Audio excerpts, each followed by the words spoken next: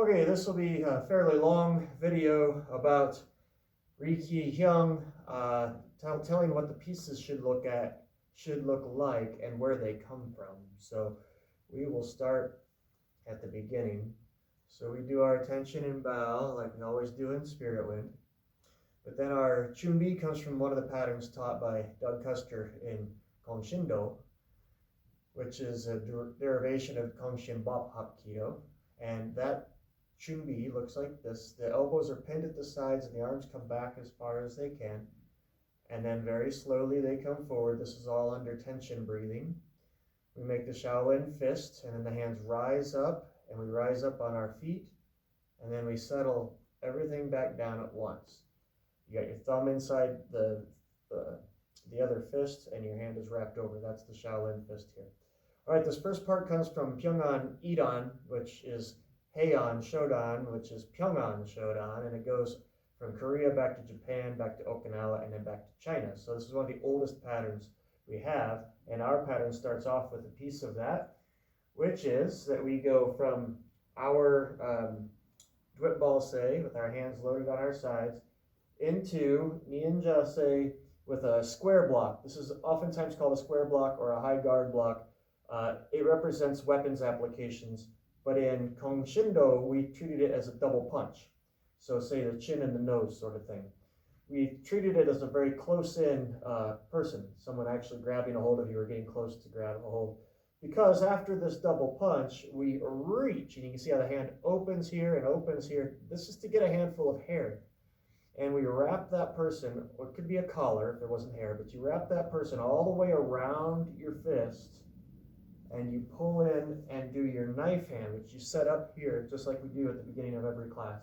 And then you have your knife hand to the neck. So it's a really grappling oriented, like grab the hair, twist it up, do your knife hand. At that point, then you could imagine you still have the person's head in your hand, or you can imagine you've let them go. But then it's this punch to the side to get rid of them. So it throws them away. The traditional way to step is to bring your right foot forward, but we keep everything symmetrical in the beginning of this kata, this pattern. And so once I've done my punch, I bring my left foot in and set my Dwit Balse and load my block. Come in and do my double strike or block, depending on your interpretation, out of my Nien Jase. Open up, pull in, do my knife hand, drop my hand to the hip, and thrust out. So now I've done the same thing on each side. Now I bring my right foot in, and this is a low knife hand guard block out of a Sujikse, which we don't really use Sujikse in Spirit Wind, but it's in this pattern because it is a Hapkido pattern and it's a Hapkido stance. So we go here, then we do the same thing on, and then we do the same thing on the other side. All right, so again, we're doing this symmetrical thing. We come all the way up and face the back wall. You're in Dwit Balse with your hands like we do in other Spirit Wind patterns, so that when we chamber, our hands come forward, much like in the Baram E and Sa. We fire that side kick, and that turns the heel, so that now we're in a retreating K shape, just like the other patterns in Spirit Wind, and we're into our guard block. At this point, we take the flying side kick from Taekwondo pattern called Chungmu. So if you're interested in where this comes from, Chungmu pattern in ITF Taekwondo. And how that works is we go step across like a hominy, take a second step and leap off of this leg, flying side kick, and end in a guard block. And hopefully you'll be able to see my next series here. So I'm in my guard block here, then I turn all the way 3/4 turn, and I go to a low guard block in a Nien Jase. And this sets us up for a modified version of our finger spear that we'll do later. We don't do the finger spear here. Instead, we chamber the knee at the hand, bring the hand back to the hip, and do our punch. It's a little different from the tradition, but it gives us some variety in the pattern. Now we do the same thing going the other way. That's the low guard out of Nien Jase, pivot, knee chamber to the hand, and deliver the punch. And you can imagine the knee strike, and you can imagine the wrist lock. If you pull this off to this side, you got a Nikyo or a Kotegaeshi, depending on the interpretation. So you can see what's happening here. Next, we get our Dwit Balse ready for that advancing step into the Nien Jase. And now we're set up for something out of Kongshinbap Hapkido, which you'll see in Kongshin, and you'll also see it in its sister art, Kuksowan, which is a double crescent kick. So we crescent, then jump spinning crescent. So from here, we use our front hand, which is hard for the camera to see, as a target. So we shift to that corner like we always do in line. We do our kick. We set down, and we set down so that we can spin, jump, and do our second crescent kick. And then come out of that into our rolling block. And this is in Kicho Hyung. If you ever look up Kicho Hyung in Kongshinbap Hapkido or in Kuksowan, you'll see these movements. So the double kick followed by the rolling block and the knife hand. All right, and then this is also out of Kongshin. So we go, here is a guard block, get my balance. We shoot up and then out, up and then out, and everything is parallel, the kimajase in the hands. For your information, that doesn't work well in application, but it's cool looking, right? So it's good for a tournament pattern. Here we start by grabbing the hair again of the person in front. We step back, bring that hand past our leg so it doesn't get caught on the inside, and then knife hand the back of the neck. So it's similar to the opening sequence, and then we're doing a hair grab followed by a knife hand. And now that we've done that, hopefully that's a knockout blow, we're going to come up away from that person and do another square block. This one is a knife hand square block, a very tight one. It's tight because our hand and foot are doing the same thing. We're in a balse, so we're in this really tight block. And again, think of that as a block or as a guard block. You're not even being attacked, you're just ready. Or it could be finger spears. All right, from here, we turn, prepare our hands, just like we do in bottom sa, except both hands are open yet until we throw that knife hand. All right, so that's out of kimajase. Draw this foot, and now this will be a series that's traditional too in Tangsudo and Taekwondo. So it'll be the same as you see from those styles, where you come across, and this hand is actually parrying, and then this hand kind of clears, or you could think of it as like setting up a shionage. And after we've got the block or the clearing done, then we do our kick through it and reverse punch. It's only one punch here. Draw the back foot forward. We're going to get the right leg ready to move and do everything the opposite. So it's the fold is like so, but you can think of it as like parrying and then unfolding that forearm block. And then the kick and the reverse punch. All right, from there, we bring this foot around. And again, we're ready to move into the knife hand. So this is not a do it balse like this. It's just prepped side by side because it's a lateral movement. So it's a different prep step. All right, so now we come all the way to here. And you can see how I'm back to what's called Musubadachi, or our bowing position, before I step out. When I step out, that brings this arm across. This is a rolling block. And you can see I shifted from kimajase into a gunensei. And now back to kimajase for the back fist. Roll in a gunensei, back fist in a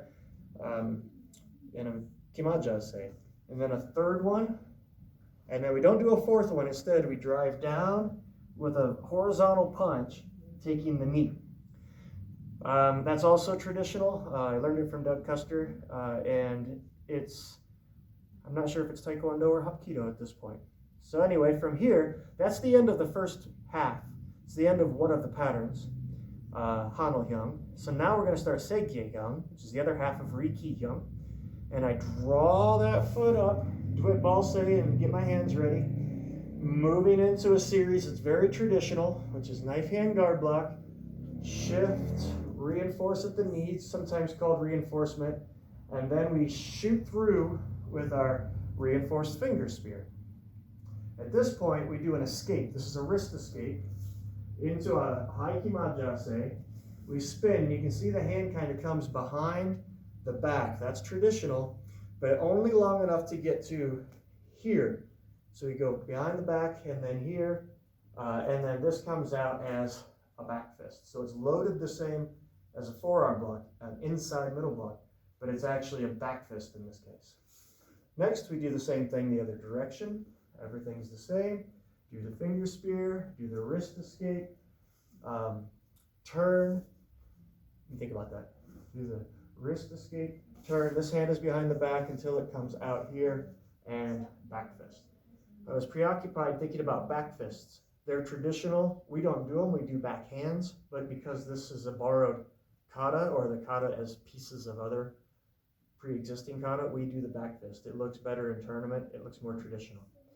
All right, so I've done that. So now I'm going to bring my feet together, and then I'm going to go at this 45-degree angle, another traditional movement, which is to do the X block. This is from, I believe, this, well, it's either the Samdan or Sadan from the Pyongan patterns. But I should be doing this way, the opposite of the tradition. In Sadan, it's done this way, but in the other parts of the tradition, it's the front leg is the hand on top. Well, it's the front leg is the hand on the bottom this time because we're going to come out of that and reinforce a back fist with that hand. It unfolds better if it's on the bottom instead of on the top. All right, so we've done our reinforced back fist. You can see it's in a Dwit Balse. Now we shift and hands go to the hips. In Tangsido, they go to one side or the other, but in Hapkido, the way I learned it, we always put them on both hips, one on each. So we step out to our gun and say, this is a wedging block. It crosses at the forearm, comes up and out, and then settles back down so you can engage your lats and kind of get some structure behind your block. So remember, when you come out with that, come up and settle back down a little bit. It wedges, but it wedges down. All right, then we kick through that, boom, and this is 2 punches, obverse, then reverse. That's traditional. We're going to do it on both sides. Now we go here, wedge, kick, obverse, reverse. Next, we're going to go prep step for our Nyenjase, and we do the same double kick we did in Hano Hyung. Now we do it in Seige Hyung, because then when Rhee Hyung is finished, we've done both sides. So we go kick, jump, kick. All right, I hope you can see me. And then I do my rolling, do my knife hand, and now I come up so that I'm in this low block prep. This is not something you see in Spirit Wind. Taught it to one of our kids who's a brown belt. For the most part, you don't see it, but it's like a punch down and a knife hand up. And what we do out of that is come into a knife hand low block. And then from there, we shift both hands on the hips. Even if you can't see this on the camera, I'll describe it. Out of the gun and say, I got a double finger spear, which is actually thumbs to the eye sockets, and the fingers go beside the temples. And if you can, you get a hold of the whole head. So you reach around behind the head, even with your thumbs in the eye sockets. Slam the head off the knee. Turn to the front. Then turn to the side. So let me think about this. Boom, boom. And then from here, ridge hand. So this is a reinforced ridge hand. If you can't see in the camera, I'm going to go and say with a reinforced ridge hand to the head or neck. Follow that with a turning kick. Step down into a spinning hook kick. And let that hook kick carry you into the Dwit Balse. Now, the kick combination into this series is Chongmu again from Taekwondo. So we go into our guard block, but we're going to jump, spin, and all we're going to do is switch which foot is forward and do a C block. And again, not a Spirit Wind block, but it's a Taekwondo block. So what I did was knife hand guard block here, jump and bring my hands to my hips, land with the other foot forward, and use the webbing of the hands to do the block. The hands are toward each other in another square block sort of position, but because of the hand being upset, it becomes a C block. You're using the webbing to do the block. All right, from there, again, you could think of that as grabbing. You could be grabbing someone. You could be doing manipulation of some kind of balance manipulation. But we come forward. We do our X, low X block. Again, we don't do those in Spirit Wind, but they're good for the tournament. And I'm doing it backwards again, so the lead leg is on the bottom, the arm is on the bottom instead. Because as we come around, you can see my hands. I'm just going to go boom. And I believe we've settled on that being Nyenjase, not Dwit Balse. After that elbow, that reinforced elbow is thrown, then we come to here, which is a Dwit Balse. I got my hands prepped on my hip.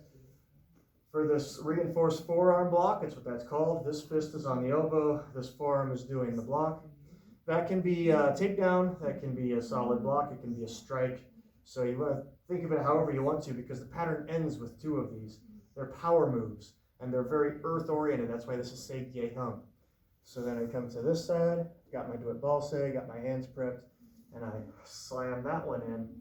And again, that's the final movement, so a lot of key up and a lot of power behind it, and very rooted to the ground.